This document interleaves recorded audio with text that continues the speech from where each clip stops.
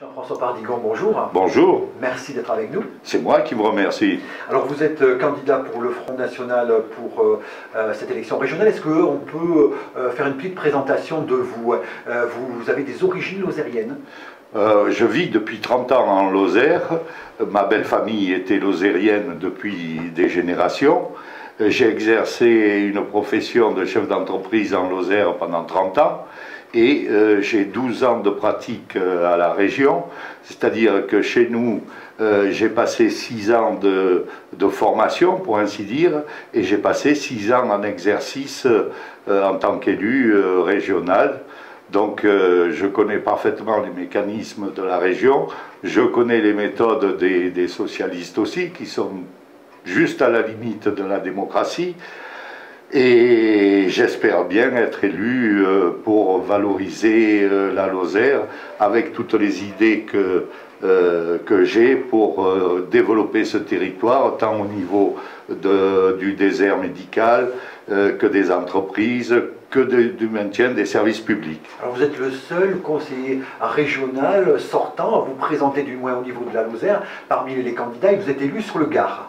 Oui, mais je vous signale aussi qu'un conseiller régional a compétence sur la totalité de la région, donc que je sois élu dans le Gard ou dans les Pyrénées-Orientales, mon dévouement pour la Lozère est toujours sincère et actif, puisque j'y vis, donc je suis le premier intéressé. Alors comment vous voyez ce second tour? Les sondages vous disent que vous allez peut-être être présent en face des deux autres listes de gauche. Non seulement nous allons être présents, mais je vous signale que Louis Alliot vient de prendre 4 points dans les sondages suite aux attentats de Paris.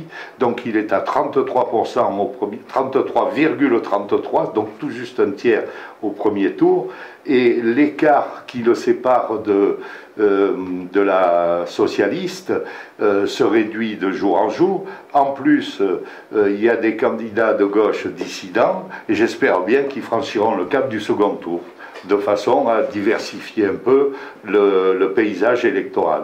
Alors là, dans ces élections, on l'a vu lors de ce débat, vous visez surtout Aurélie Mariol. Pourquoi ? Parce que c'est la socialiste et que sa tête de liste est donnée à quelques petits points d'écart de Louis Alliot. Donc nous visons, si vous voulez, le comportement socialiste que je connais très bien à la région, qui consiste à dépenser de façon inconsidérée. C'est pharaonique. Regardez ce qui vient de se passer à Mende avec le nouveau bâtiment qu'a fait Alain Bertrand. C'est partout comme ça. Les socialistes ne regardent pas la dépense et ils ne se rendent pas compte que nous sommes en période de crise. C'est ce que nous leur reprochons. C'est pour ça que j'ai attaqué Aurélie Mariol.